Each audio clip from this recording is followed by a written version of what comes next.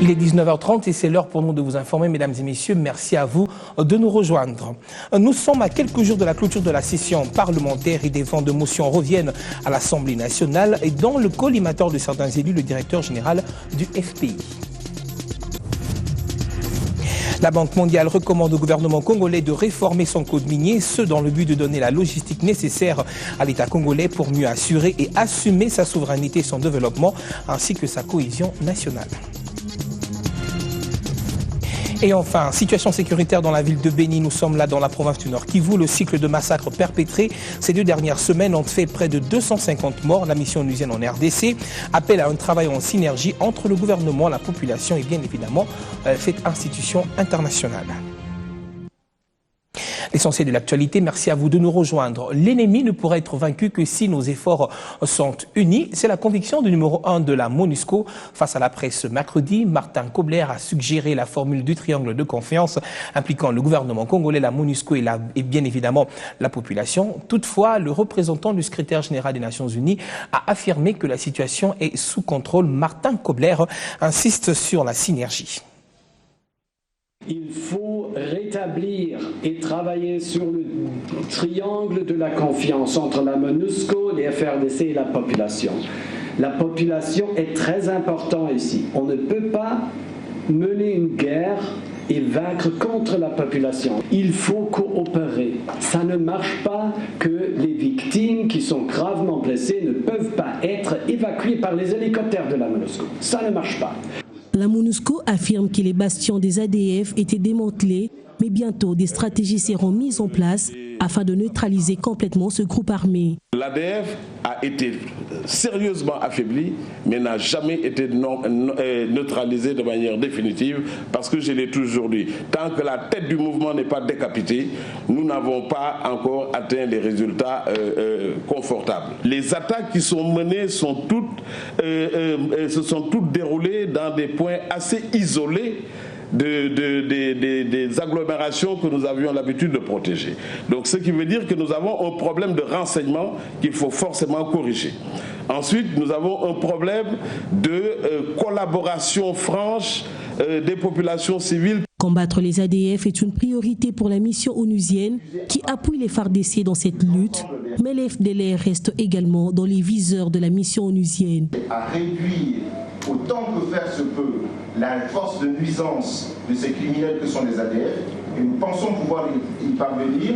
Et vous savez que l'autre priorité que nous avons dès début janvier, et je peux dire que nous sommes à jour J-23 pour les FDLR, c'est de les neutraliser à partir du 2 janvier si le processus de transfert qui est déjà amorcé vers Kisangani ne se poursuit pas. 250 personnes ont déjà perdu la vie dans les Grands Nord à cause des attaques des ADF. Et la mission onusienne rappelle à la population qu'elle n'est pas là pour pérenniser sa présence, mais plutôt pour appuyer les FARDC dans la neutralisation des forces négatives et à l'instauration de la paix sur toute l'étendue du territoire congolais. C'est la décision. Et puis cette nouvelle d'un drame sur le fleuve Congo la nuit dernière à Kinshasa où des barges avec des passagers et marchandises ont coulé au niveau de Kinsuka suite au vent violent qui a soufflé hier dans la soirée. À ce sujet, le gouvernement congolais a précisé que 12 unités flottantes amarrées aux différents ports de Kinshasa ont été traînées sur le fleuve Congo. Des précisions avec Félix Kabange-Numbi, ministre intérimaire du Transport. Au stade actuel des investigations, plusieurs vies humaines ont été sauvées et aucune perte en vie humaine n'a été déplorée jusque-là. 5 unités flottantes ont été récupérées, tandis que 7 autres, dont 2 pousseurs et 5 barges, ont coulé bas. Les investigations se poursuivent et le gouvernement ne manquera pas d'éclairer l'opinion si des éléments nouveaux sont recueillis. De ce qui précède, le gouvernement de la République invite les uns et les autres à une responsabilité citoyenne en se gardant de divulguer des informations erronées sur un bilan de décès qui ne serait assis sur aucune preuve réelle. Enfin, le gouvernement de la République tient à féliciter tous les services de l'État pour leur prompte réaction et de manière particulière la garde républicaine pour son professionnalisme. Je vous le disais à l'ouverture de ce journal, les vents de motion reviennent à quelques jours de la clôture de la session à l'Assemblée nationale et le prochain qui se trouve être dans le collimateur de certains élus, c'est le directeur général du FPI. Les initiateurs de la motion se taisent sur les motifs et également sur le nombre des signataires. Images et commentaires. Tout simplement ça. Nous vous remercions aussi. Mais la FPI, comme nous venons de vous le dire, font des promotions de l'industrie. Alors, nous avons déposé, avant de déposer, il y a eu plus de 101 députés qui ont apposé leur signature sur cette motion. Vous lui reprochez de quoi? Vous aurez à voir ça. Vous suivrez ça. Vous suivrez ça. La parole ici, comme député national, et au nom du devoir de redevabilité, et ce qui vient d'être annoncé ici, je le confirme comme l'un des signataires. C'est-à-dire que nous avons pris la responsabilité au nom de notre mandat de déposer une motion de défiance contre l'actuel l'ADG de FPI. Quant à ce qui concerne les fonds de la matière, vous serez au courant dès lors que nous allons débattre à l'Assemblée plénière. Affaire donc à suivre. Les membres du gouvernement congolais et la Banque mondiale se sont fixés rendez-vous ce mercredi à Roméo Golf dans la commune de la Gambé pour échanger autour des stratégies à mettre sur pied pour consolider et transformer les diverses richesses du pays en vecteurs de croissance et de développement. Renforcer l'État et transformer la richesse en vecteur de croissance, de développement et de cohésion nationale, tel est le but des assises tenues ce mercredi à Roméo Golf entre le membre du gouvernement congolais et le groupe de la Banque mondiale. Lors de cette rencontre, la Banque mondiale a présenté la deuxième édition d'un rapport de suivi de la situation économique et financière 2014 de la République démocratique du Congo. Ce rapport traite des questions relatives à la révision du code minier, secteur pilier du développement d'un État. L'activité minière a un effet ambivalent. C'est-à-dire qu'à la fois l'activité minière profite aux populations, mais l'activité minière a également des effets, donc des externalités négatives, notamment parce que cela entraîne l'exploitation des enfants. Il y a des communes qui n'ont pas forcément accès aux bénéfices de cette activité minière, c'est-à-dire les écoles, les hôpitaux, etc. À l'issue des échanges, les représentants de la Banque mondiale ont remis symboliquement ce document au directeur du cabinet du Premier ministre. On pense qu'il faut, n'est-ce pas, mobiliser fortement les recettes minières, car c'est là, si vous voulez, l'essentiel vraiment, c'est le nœud du développement de la RDC. Le pays ne mobilise pas assez de recettes minières. Vous le savez qu'il y a des rapports qui ont montré, par exemple, le rapport de l'Africa Progress Panel de Kofi Annan, qui a montré que la RDC a perdu 1,4 milliard de dollars américains pour les contrats miniers qui n'ont pas forcément été bien négociés. La Banque mondiale recommande au gouvernement congolais de reformer son code minier afin de donner à l'État le moyen matériel en vue d'assurer sa souveraineté et son développement ainsi que sa cohésion politique et sociale. Et puis l'actualité dans le pays demeure encore avec la nomination du gouvernement Matata II après les députés du Bas-Congo, des femmes réunies au sein du cadre permanent de concertation de la femme congolaise dans une déclaration relative à la publication des membres du gouvernement Matata II ont manifesté elles aussi leur mécontentement. Elles dénoncent ainsi la réduction de la représentation de la femme dans ce gouvernement qui ne compte que 7 femmes sur les 48 membres.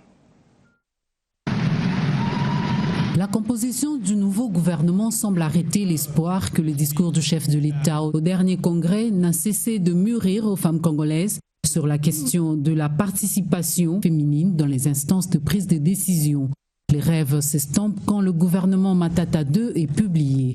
7 femmes sur 48 membres du nouveau gouvernement, c'est une violation flagrante du principe de la parité homme-femme, s'exclament les membres du CAFCO. Demandons au chef de l'État, garant de la Constitution, de respecter les articles 13, 14 et 15 de la Constitution de la Troisième République sur la parité homme-femme, d'honorer ses promesses faites à la nation lors des concertations nationales, aux décideurs de respecter le protocole de la SADC sur le genre et le développement ratifié par la République démocratique du Congo, dont l'échéance d'évaluation est fixée en 2015. CAFCO rappelle la pertinence de la résolution 1325 du Conseil de sécurité des Nations Unies qui stipule qu'aucune paix ne peut être établie sans la participation des femmes. L'intégralité de ces déclarations affluent donc à la fin de cette édition d'actualité. Lutte contre le syndrome d'immunodéficience acquise dans les rangs de la police nationale congolaise où 7 morts sont dénombrés mensuellement dans la ville de Kinshasa. Et le général Célestin Kanyama est allé, lui, ce mardi, sensibiliser les policiers du Mwamba. Objectif que les agents de l'ordre puissent se prémunir contre cette maladie.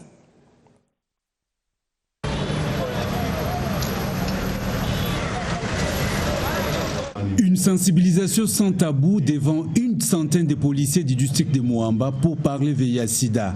La présence du numéro 1 de la police ville-province de Kinshasa n'est pas du tout fortuite. Selon plusieurs études, le sida fait au moins 7 morts chaque mois dans les rangs de la police provinciale. Qu'un policier infecté par les virus du sida ne pourrait rendre un service maximum attendu ni à la nation, ni à sa famille, encore moins à lui-même. D'où l'importance de cette campagne de sensibilisation contre les VIH-Sida.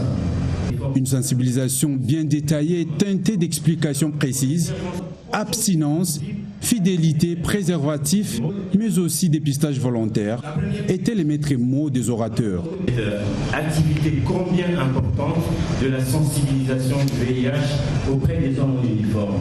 Cela fait partie de la résolution du 583 qui intègre le VIH dans les missions de la paix au sein des forces armées, mais aussi auprès des hommes en uniforme. Sensibilisation des policiers. Cet atelier de sensibilisation, il faut bien le dire, a été rendu possible grâce à l'appui de plusieurs partenaires, entre autres l'ONU-SIDA, la MONUSCO, le Programme national de lutte contre le sida et autres. Et toujours en santé, sachez que la solidarité syndicale des infirmiers du Congo, Solsico en sigle, organise du 10 au 12 décembre courant un atelier de renforcement des capacités de ses membres sur la stratégie de prévention au virus Ebola, ce dans le cadre de la promotion et l'amélioration du système public de santé. Il s'agit de la planification d'interventions syndicales contre l'épidémie à virus Ebola en République démocratique du Congo. La solidarité syndicale des infirmiers du Congo, Solsico, vise à travers cet atelier sensibiliser ses délégués venus de l'ensemble du territoire national à s'investir activement dans la promotion du système de santé publique de qualité. Les infirmiers sont morts en soignant et en traitant les malades souffrant d'Ebola. Et maintenant, nous réfléchissons pour voir concrètement comment arriver à protéger les infirmiers si cette maladie survenait encore. Solsico souhaite pour cela réfléchir sur les meilleures conditions de travail possibles pour les infirmiers et proposer un système de sécurité sociale approprié pour le personnel soignant de tout le pays touché. Notre réflexion, c'est une réflexion syndicale parce que nous voulons mettre en place des stratégies syndicales pour voir concrètement comment est-ce que nous pouvons arriver à intervenir pour protéger, défendre les intérêts de nos membres. Cet atelier a bénéficié de l'appui de l'organisme international de services publics qui soutient le plaidoyer des infirmiers congolais en faveur de l'amélioration du système public de santé.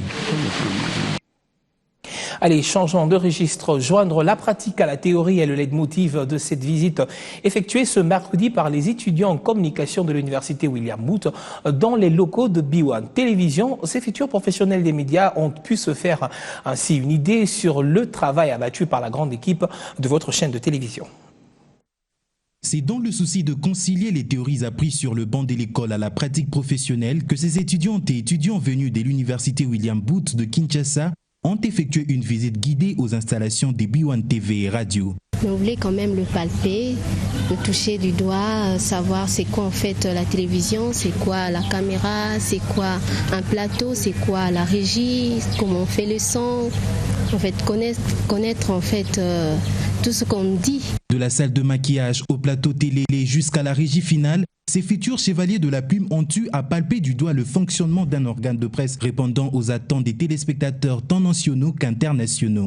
En retour, juste une phrase pour exprimer leurs sentiments. Nous avons tout fait du professionnalisme, ça nous a beaucoup plu. C'est sous un climat de convivialité et de joie que s'est clôturée cette visite. Un symbole de l'écho favorable du travail abattu par B1 pour l'entière satisfaction de son public.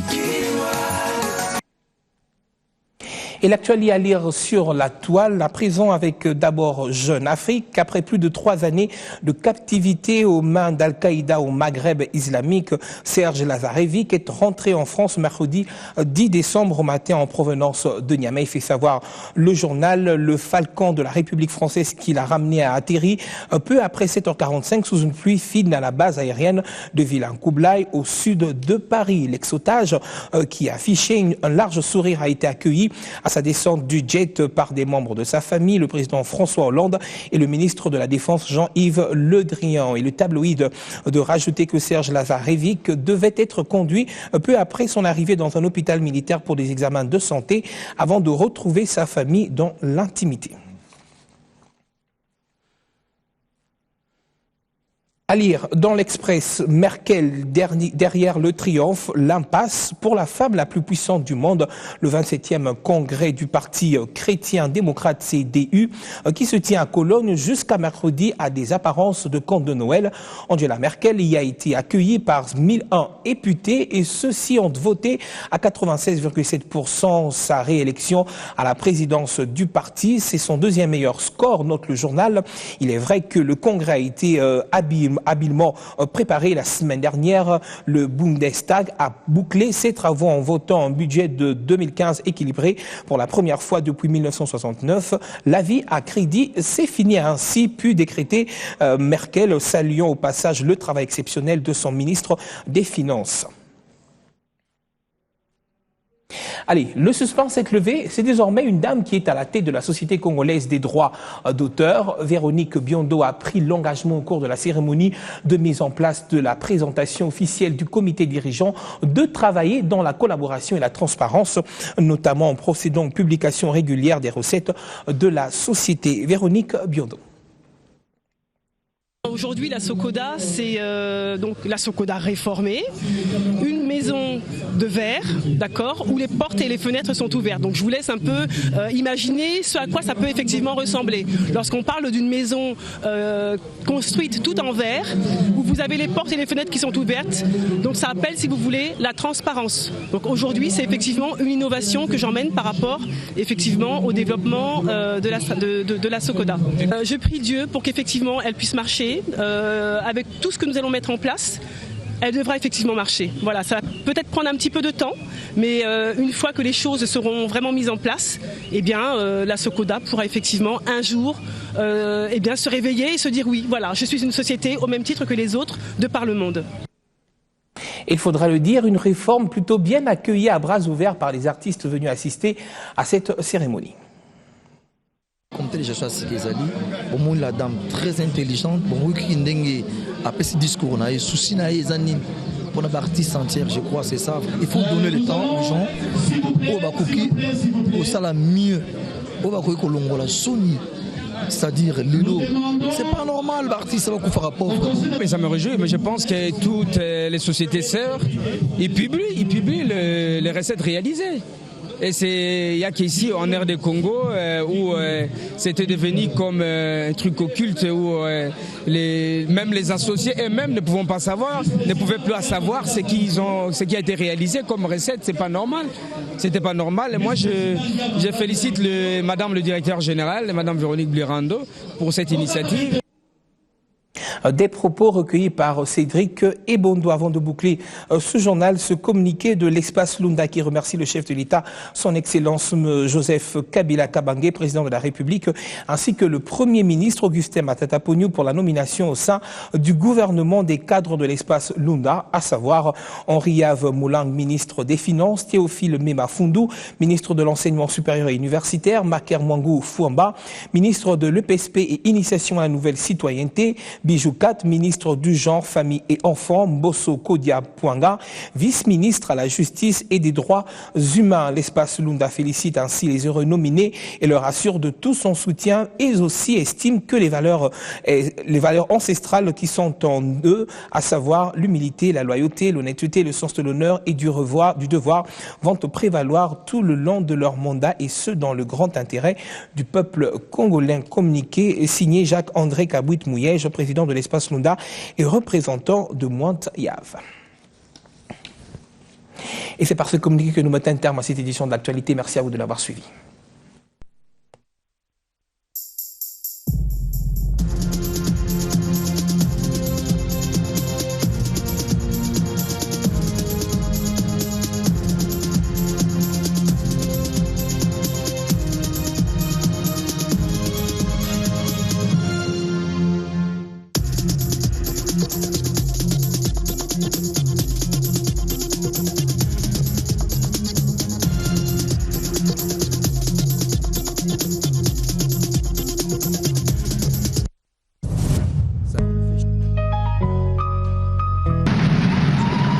La composition du nouveau gouvernement semble arrêter l'espoir que le discours du chef de l'État au dernier congrès n'a cessé de mûrir aux femmes congolaises sur la question de la participation féminine dans les instances de prise de décision.